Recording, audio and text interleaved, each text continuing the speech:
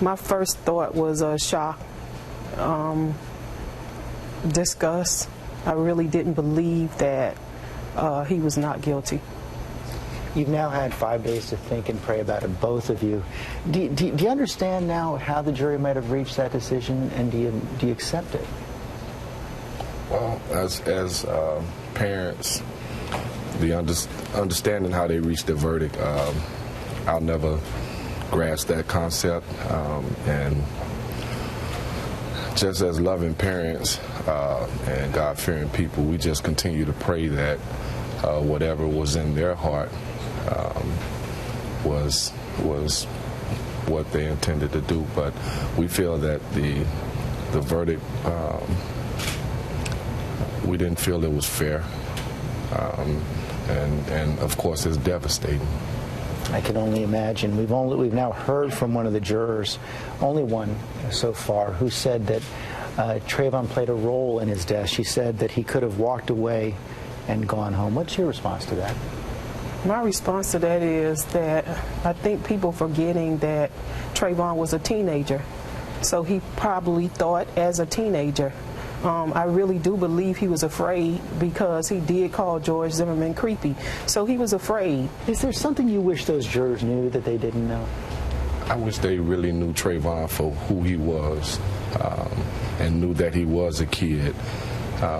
They really didn't get the chance to, they didn't know him as a human being. So I just wish that they had an opportunity to really know who Trayvon was, and to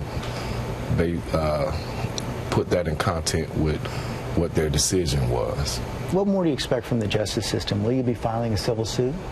Well, we're going to look at all legal possibilities, but right now we're asking the Department of Justice to look at this matter, because Trayvon was simply walking home and his killer profiled him and followed him. So we need to know, what is the law?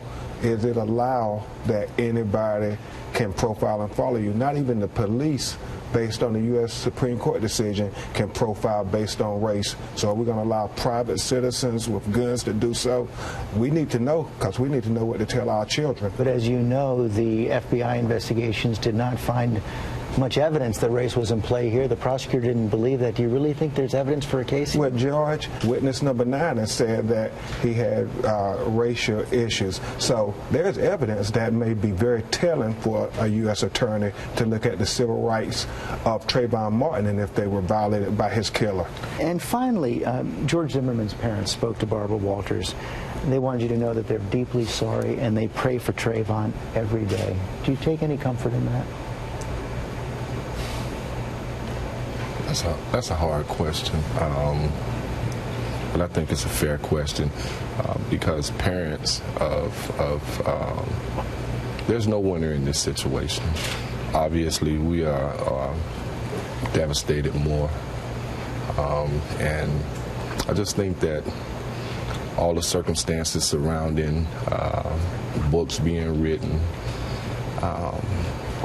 and mischaracterization of us as parents, I just really don't feel that is real sincere. But we continue to pray that that we'll find peace and strength to be forgiving parents.